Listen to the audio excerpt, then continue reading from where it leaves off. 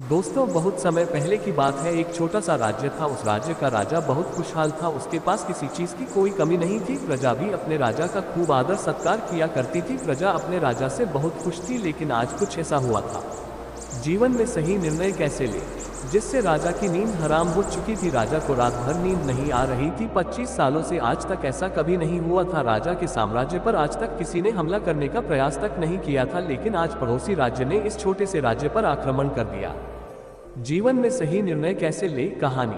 और आज राजा को अपने 25 साल पहले का वह दिन याद आने लगा जब वह एक राजा न होकर केवल एक सेनापति था और वह अपनी राजा की आज्ञा का पालन करते हुए युद्ध की तैयारी कर रहा था। लेकिन उस वक्त उसके मन में कोई शंका नहीं थी। किसी चीज का निर्णय नहीं लेना था, इसलिए वह चैन से उन चीजों की तैयारी में जुटता था। राजा बहुत विधा में था। उसे समझ नहीं आ रहा था कि आखिर वह अपने साम्राज्य को किस तरह से किसी और राजा के हाथों में सौंपते। जो साम्राज्य को हासिल करने के लिए उसने दिन रात एक कर दिया। कई लोगों को धोखा दिया, कई लोगों को पीड़ा दी, कई लोगों को कष्ट दिया, कई प्रकार की राजनीति रची, कई प्रकार के षड्यंत्र रची। इतनी सारी मेहनत करने के बाद जब उस राजा का सिंहासन प्राप्त हुआ था। जीवन में सही निर्णय कैसे ले, आध्यात्मिक प्रेरणा। उस सिंहासन को, उस साम्राज्य को वह अपने हाथ किसी और को कैसे थमा दी। राजा को कुछ भी समझ नहीं आ रहा था कि वह क्या करे। वह बहुत चिंतित था, परेशान था, करवटें बदल रहा था, लेकिन उसे कोई तरीका सूझ नहीं रहा था। राजा ये बात बहुत अच्छी तरह से जानता था कि बात केवल मेरी नहीं है, इस पूरे साम्राज्य की है। राजा ध्यान करना जानता था। वह बार बार ध्यान करने का प्रयास भी कर रहा था ताकि वह शांत हो सके, उसका मन शांत हो सके और वह अपनी अंतरात्मा की आवाज सुन सके। उसने कई बार प्रयास किया, लेकिन हर बार उसे असफलता ही हाथ लगी। वह अपने मन की आवाज अर्थात अपनी अंतरात्मा की आवाज सुनने में असफल रहा, जिस कारण वह बहुत परेशान था, चिंतित था और बहुत दुविधा में था। वह समझ नहीं पा रहा था कि आखिर वह क्या फैसला करे और उसके पास बहुत कम समय भी बचा हुआ था। केवल उसके पास आज रात का ही समय था। कल सुबह पड़ोसी राज्य उस पर आक्रमण कर देगा।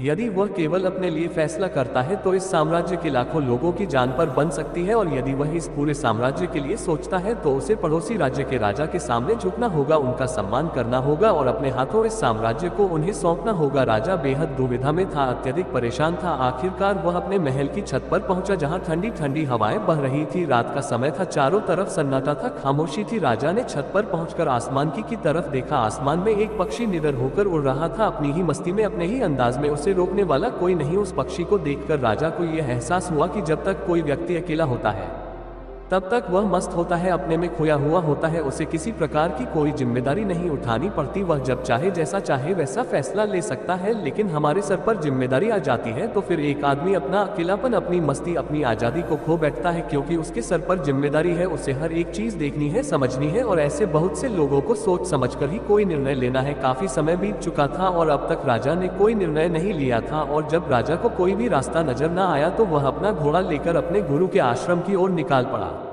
राजा के गुरु भी बहुत सख्त थे। उन्होंने पहले से ही राजा को ये चेतावनी दे रखी थी कि जब तक कोई ऐसी दुविधा ना पड़े, जब तक तुम्हारे पर ऐसी कोई को बड़ी समस्या ना आन पड़े कि तुम्हें मेरी जरूर पड़े, तब तक तुम यहाँ पर कभी मत आना। राजा अपना घोड़ा लेकर आश्रम पहुंचा। वहां पर जब उसने देखा तो उसके गुरु ध्यान में लीन थे।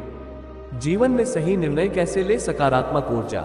वह अपने गुरु के ध्यान को भंग नहीं करना चाहता था। अपने गुरु को ध्यान में देख उसके मन में एक बार फिर से द्वंद्व युद्ध चालू हो गया। उसका एक मन कहता कि गुरु को ध्यान से बाहर लाए, तभी वहीं पर उसका दूसरा मन कहता नहीं नहीं, यदि गुरु को ध्यान से बाहर लाया गया तो यह उचित नहीं होगा, गुरु क्रोधित हो जाएंगे और फिर उसके बाद क्या होगा यह कोई नहीं जानता। राजा खड़े होकर यह सब सोच ही रहा था, तभी तक आश्रम से आवाज आई है, राजा तुम दरवाजे पर खड़े होकर क्या कर रहे हो, भीतर आओ। राजा आश्रम के भीतर गया और उन गुरु को प्रणाम करके कहता है, गुरुदेव आप तो मेरे मन की बातें भाले भांति जानते हैं, आपको ये भी पता होगा कि आज मैं क्यों यहाँ पर आया हूँ। जीवन में सही निर्णय कैसे ले और किस बात से मैं चिंतित हूँ, चिंता के कारण मुझे नींद नहीं आ रही। आप ही बताइए मैं क्या करूँ, मैं किस तरह से कोई एक निर्णय लूँ, मैं किस तरह से अपनी अंतरात्मा की आवाज सुनूं जिससे मैं निर्णय लेने में सफल हूँ, किस तरह से मैं एक सफल निर्णय लूँ और किस तरह से मैं अपने साम्राज्य को बचा पाऊंगा। राजा की यह बात सुनकर गुरु मुस्कुराने लगे और राजा से कहते हैं, जीवन में सही निर्णय कैसे ले, आंतरिक शांति, मार्गदर्शन।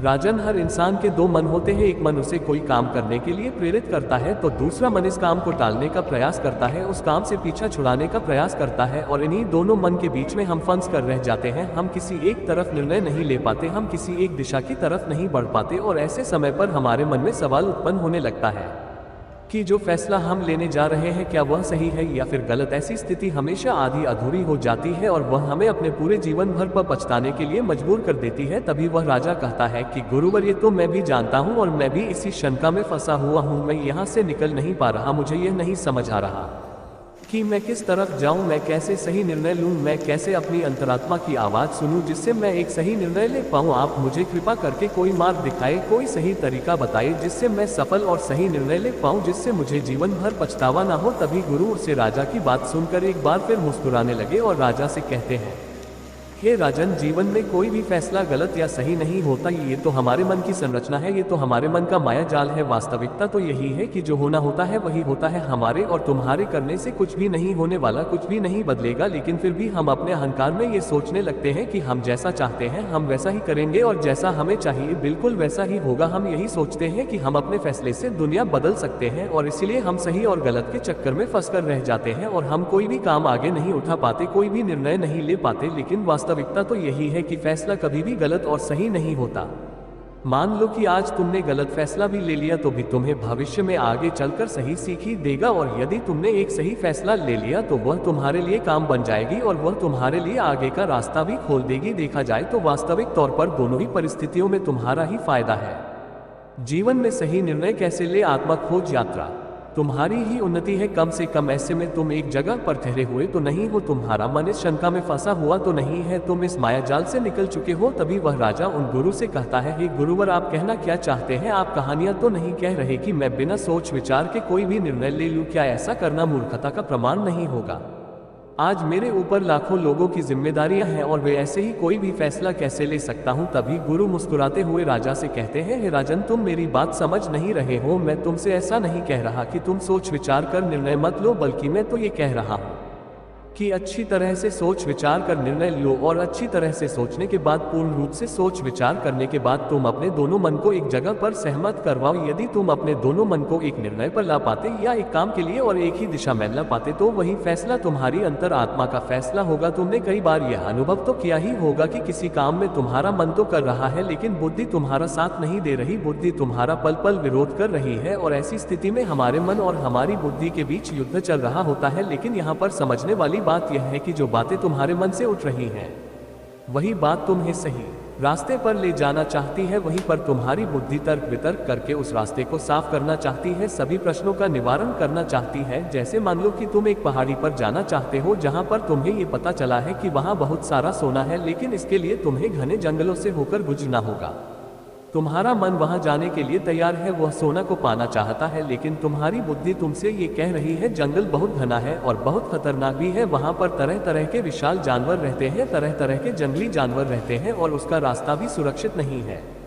वहां पर चोर डाकू और लुटेरे भी हो सकते हैं, पर पता नहीं वहां पर रास्ते में कुछ खाने पीने को मिलेगा या नहीं मिलेगा, और हमारी जान को खतरा भी हो सकता है। ये सारे प्रश्न हमारी बुद्धि खड़ी करती है, लेकिन इसका अर्थ यह नहीं कि तुम्हारी बुद्धि तुम्हें रोकने का प्रयास कर रही है, बल्कि वह तुम्हें सतर्क कर रही है। और जब तक तुम अपनी बुद्धि के सवालों का निवारण नहीं कर लो तब तक आगे बढ़ना मूर्खता का प्रमाण ही होगा। ऐसे रास्ते पर जाने से पहले तुम्हें अपने खाने पीने की सामग्री का इस्तेमाल करना होगा, उसके बाद सुरक्षा के लिए कुछ हथियार और कुछ सैनिकों को भी साथ लेना होगा। और जब तुम्हारी बुद्धि पूरी तरह से संतुष्ट हो जाए, जब उसके सभी सवालों का निवारण तुम कर लो, तब तुम आगे बढ़ सकते हो। अब तुम्हारी बुद्धि के सभी सवालों का निवारण हो चुका है, लेकिन कुछ ऐसे लोग भी होते हैं जिन्हें पता होता है कि उसे पहाड़ी पर खजाना है, लेकिन वह ये भी जानते हैं कि रास्ता बड़ा कठिन है, लेकिन वह अपनी यात्रा कभी शुरू ही नहीं करते हैं।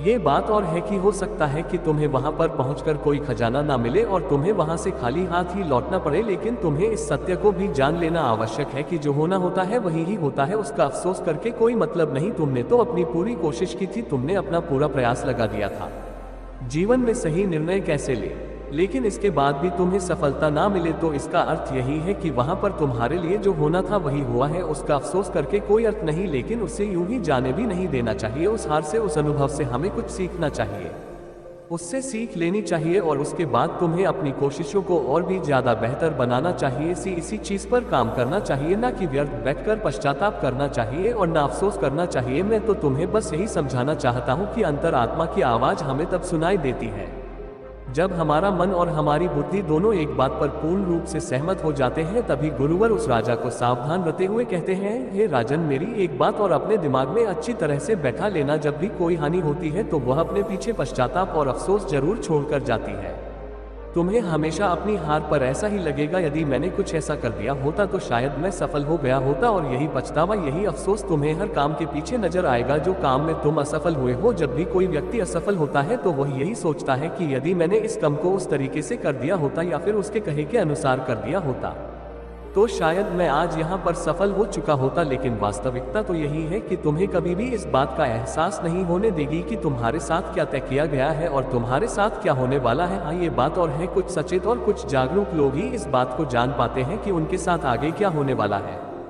इसलिए वह कभी भी उस चीज के होने का पश्चाताप नहीं करते, उसका अफसोस नहीं करते, क्योंकि उन्हें पूरा पता होता है कि आखिर क्या होने वाला है, और वह अपनी पूरी कोशिश करते हैं। उसके बाद जो कुछ होना था वह तो होना ही है, उसमें पछतावा करके क्या लाभ। किंतु जिन लोगों को अपने फैसला पर यकीन नहीं होता, वह हमेशा केवल सोचते ही रह जाते हैं। वह हमेशा अतीत के बंधनों में बंधे रह जाते हैं, दुखी रहते हैं, रोते रहते हैं, लेकिन वह अपने जीवन में कुछ नहीं कर पाते। लेकिन एक बुद्धिमान व्यक्ति यह भली भांति जानता है कि अतीत को बदला नहीं जा सकता, लेकिन उस पर बैठकर अफसोस करना व्यर्थ है। किंतु वर्तमान में हम सही निर्णय ले सकते हैं, और भविष्य जो कि हमारे हाथों में है ही नहीं। इसके बाद उन गुरु ने राजा को वहां से जाने का आदेश दे दिया, और वह वापस से ध्यान में लीन हो गए। और गुरु की सारी बातें सुनकर राजा के मन में जो द्वंद्व युद्ध चल रहा था वह पूरी तरह से शांत हो चुका था। राजा वापस महल लौटा और उसने शांतिपूर्वक अपने मन और अपनी बुद्धि को एक ही निर्णय पर सहमत करवाया, और वह था कि हम युद्ध लड़ेंगे। जब राजा के मन से यह निर्णय उठा तो उसकी बुद्धि ने उसके सामने कई प्रकार के सवाल उत्पन्न कर दिए, जैसे कि